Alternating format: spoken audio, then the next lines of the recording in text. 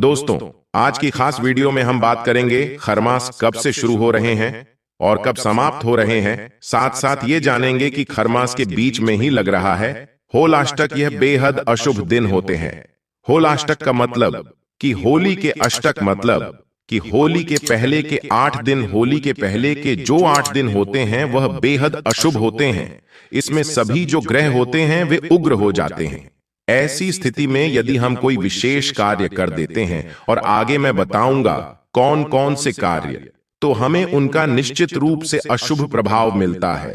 तो होलाष्टक के बारे में जानेंगे और साथ साथ जानेंगे दोस्तों की खरमास जो है कब तक लग रहा है। और बहुत ज्यादा दुविधा होती है कि इस खरमास के बीच में कौन से कार्य करना चाहिए और कौन से ऐसे कार्य हैं जिन्हें बिल्कुल नहीं करना चाहिए। तो एक एक करके सभी महत्वपूर्ण बातों को जान लेते हैं। लेकिन उससे पहले दोस्तों, अभी तक आपने हमारी वीडियो को लाइक नहीं किया है तो आपसे रिक्वेस्ट करता हूं कि वीडियो को लाइक कर दीजिए। हिंदू रिलीजियस टेल्स चैनल को सब्सक्राइब करके बेल आइकन का बटन अवश्य ही दबा दीजिए और कमेंट सेक्शन में हर हर महादेव लिखना बिल्कुल भी ना भूले। महादेव की कृपा आपके पूरे परिवार पर सदा सर्वदा बनी रहेगी। दोस्तों, सबसे बता देते हैं कि 14 मार्च से ही खरमास प्रारंभ हो जाएंगे। 14 मार्च खरमास प्रारंभ होकर के और 13 अप्रैल तक खरमास चलेगा। तो 14 मार्च से प्रारंभ होकर 13 अप्रैल तक खरमास समाप्त होगा। इसी बीच होली के 8 दिन पहले, जैसा कि मैंने कहा, होलाष्टक, तो होली के 8 दिन पहले जो है दोस्तों होलाष्टक लगेगा। यह होलाष्टक 17 मार्च को प्रारंभ हो रहा है, यानी 14 को खरमास लग रहा है और 17 को लग जा रहा है होलाष्टक। तो ये स्थितियां हमारे लिए दुगुनी खतरनाक है। तो ऐसे में क्या करना चाहिए, क्या नहीं करना चाहिए, यह हमें जानना बहुत ज्यादा जरूरी है। तो दोस्तों, होला अष्टक शुरू हो रहा है 17 मार्च से और होलाष्टक रहेगा 25 मार्च तक। तो इस बीच हमें क्या करना चाहिए, क्या नहीं करना चाहिए, तो सबसे पहले जान लेते हैं खरमास के बारे में। दोस्तों, जब खरमास लग रहा है, जैसा मैंने बताया कि 14 मार्च से खरमास प्रारंभ हो रहा है। खरमास में कोई भी नए कार्य की शुरुआत नहीं करते हैं। किसी भी नए कार्य की शुरुआत हम नहीं करते हैं।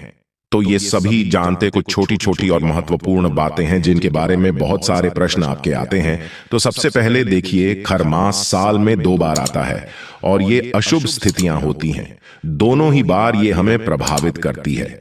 इसलिए कहा जाता है कि ऐसे में कोई शुभ कार्य नहीं करेंगे।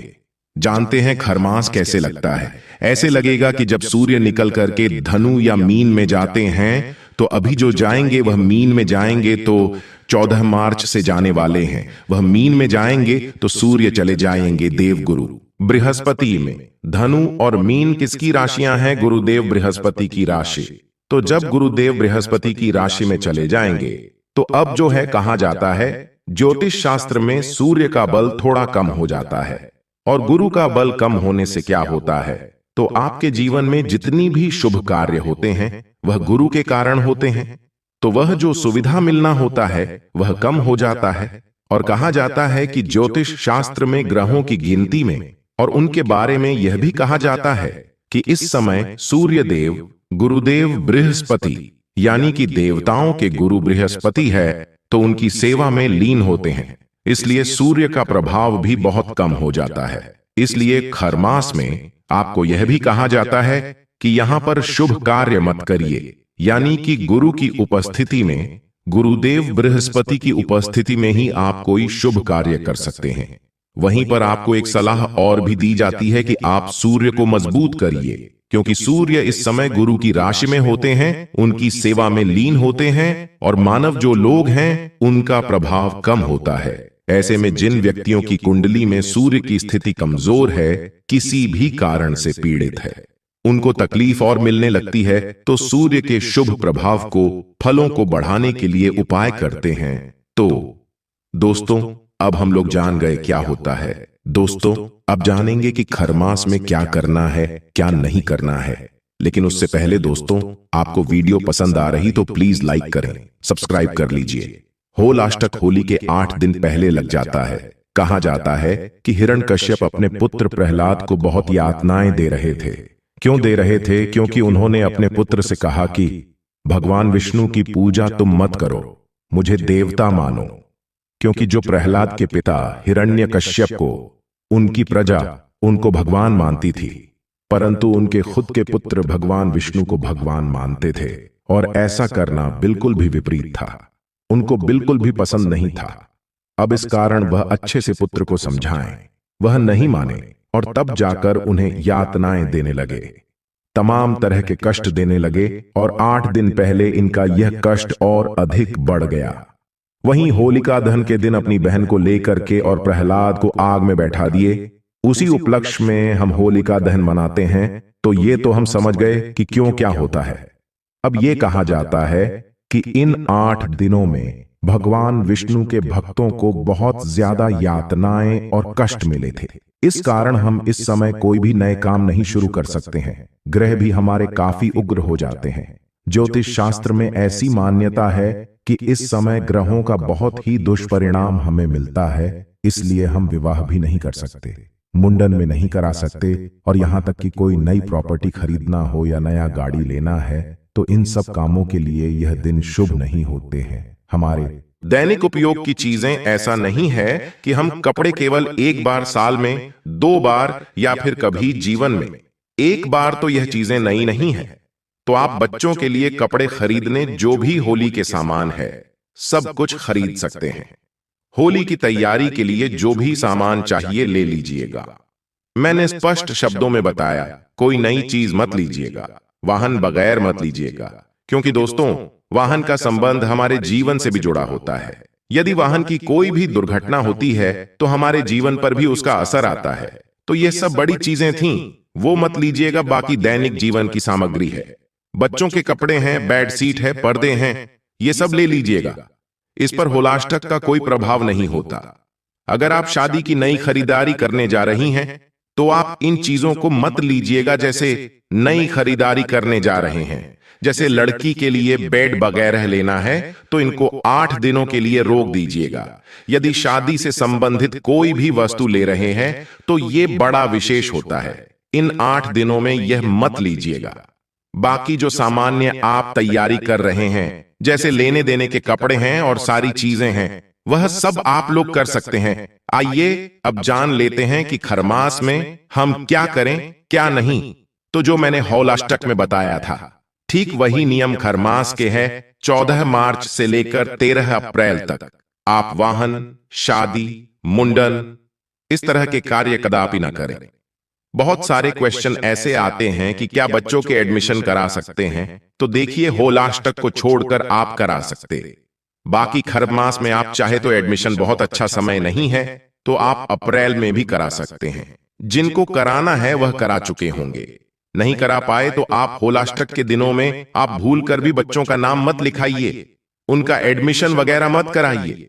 कोई भी नई चीज आपको करना हो, जैसे बच्चे नई तैयारी करने जा रहा है तो ये नई चीज हो गई, तो आप इन 8 दिनों में मत करिए, नहीं तो भविष्य में इसकी दिक्कत आपको आ सकती है। इन चीजों से डरिए मत, बल्कि जानिए कि ज्योतिष में इन चीजों का हमें नुकसान हो सकता है। तो दोस्तों आप इनको भली भांति समझे। एक और सवाल होता है कि इन दिनों में नए व्रत का आरंभ कर सकते हैं या नहीं। वैसे तो मलमास खरमास में नए व्रत का आरंभ मना किया गया था। ज्योतिष शास्त्र में ऐसी मान्यता है कि जब गुरु जीवन में शुभता देते हैं और वही उनका ही प्रभाव कम है तो हम कोई नया व्रत भी नहीं शुरू कर सकते। अब देखिए, हमारे देखने में यह बहुत छोटा सा लगता है कि व्रत ही तो करना है, लेकिन ऐसी मान्यता है कि हम व्रत नहीं, हम महायज्ञ का अनुष्ठान कर रहे हैं उस देवता के लिए।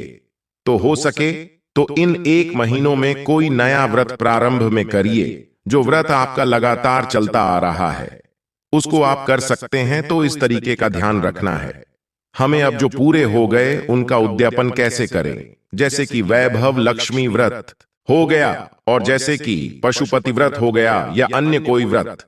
तो देखिए, पशुपति व्रत में तो 5 दिन का नियम होता है तो उसको तो हमें समय पर करना होगा, लेकिन वैभव लक्ष्मी व्रत में टाल सकते हैं। तो इन 1 महीनों के लिए आप चाहे तो टाल दें। तो इस चीजों का ध्यान जरूर रखना है। और कोई जैसे गुरुवार का व्रत है इसमें अगर आप करना चाहे उद्यापन तो मेरे कहने के अनुसार तो देखिए टाल दीजिए, यही बेहतर है, क्योंकि इन 1 महीनों में ने कहा गया है कि कोई भी शुभ मांगलिक कार्य नहीं होता है। अब शास्त्र मानता है कि उद्यापन भी कोई छोटी चीज नहीं होती, यह भी बहुत बड़ा शुभ और मांगलिक कार्य होता है। तो आप चाहें तो इन बातों को, जैसे गुरुवार व्रत आप कर लीजिए और आप इसके बाद अप्रैल में 14-13 अप्रैल के बाद उद्यापन करेगा, या फिर आपकी इच्छा हो तो आप छोड़ भी सकते हैं। जिन व्रतों को छोड़ा नहीं जाता है उनको आप लोग कर लीजिएगा, जैसे गुरुवार व्रत को छोड़ा नहीं जाता है तो आप इस व्रत को आगे बढ़ा कर सकते हैं। कोई भी व्रत संख्या से अधिक कर देते हैं तो उसका दोष नहीं लगता है, जब कम होता है तो उसका दोष होता है, तो कोई दिक्कत नहीं। अब जैसे 16 सोमवार है, आप उनको छोड़ नहीं सकते तो उनको पूरा कर दीजिए। तो इस तरीके से करके हमें जो है खरमास और होलाष्टक के सभी नियम जरूर पालन करना है। तथा अब बहुत सारे क्वेश्चन ये भी आते हैं कि होली के लिए चूड़ियां नए कपड़े खरीद सकते हैं क्या? तो होली की तैयारी के लिए चूड़ियां हम पहली बार खरीदते हैं, कपड़े हम खरीदते हैं। जो भी खरीदना है आप लोग खरीदिएगा।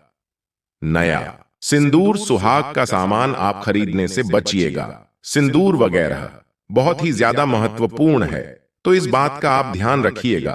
तो खरमास में आप लोग जो ज्वेलरी वगैरह बनवाना है बनवा सकते हैं, लेकिन लास्ट के 8 दिनों में आपको कोई नया सोने या चांदी की ज्वेलरी बनवाना है। तो इन 8 दिनों में जो मैंने बताया कि 17 मार्च से लेकर के 25 मार्च तक होलाष्टक रहेगा, तो आप तो इस बीच आप कोई नए गहने वगैरह मत बनवाएं। दोस्तों, अब हमने यह तो जान लिया कि इस महीने या इन 8 दिनों में हम क्या नहीं कर सकते। चलिए आप जानते हैं कि इस 1 महीने में हम क्या कर सकते हैं। तो पहले से जानिए कि सूर्य का अंत समय प्रभाव बहुत कम हो जाता है, तो सूर्य को प्रबल करने के लिए सूर्योदय से पहले उठना चाहिए। अध्यात्म को देखें तो वह कहता है कि सूर्य कमजोर है। आप समय से पहले जाग जाइए और जाग करके उनको जल दीजिए, ताकि जो भी आपकी कुंडली में ग्रह कमजोर है वो थोड़ा प्रबल हो सके, मजबूत हो सके। साथ साथ इन दिनों में किसी भी पवित्र मंदिरों के दर्शन करना बहुत शुभ माना जाता है। आप किसी भी धार्मिक ग्रंथ का पाठ पूरे 1 महीने में खत्म कर सकते हैं, जैसे रामायण हो गया, भागवत हो गया। कुछ भी पाठ ऐसा जो कि आप 1 महीने में खत्म करना चाहे, आपकी इच्छा है, तो यह सब बहुत ज्यादा फायदेमंद होता है। खरमास में या मलमास में भोलेनाथ की पूजा करना बहुत होता है। इस समय तिल और चावल से महादेव की पूजा करने से भी जीवन से संकट और कष्टों का नाश होता है। तो दोस्तों, यह खरमास और होलाष्टक से जुड़ी हुई संपूर्ण जानकारी आपको कैसी लगी बताइएगा जरूर, और कमेंट बॉक्स में हर हर महादेव अवश्य लिखिएगा। हिंदू रिलीजियस टेल्स चैनल को सब्सक्राइब अवश्य करें। नमस्कार, जय श्री राम, हर हर महादेव।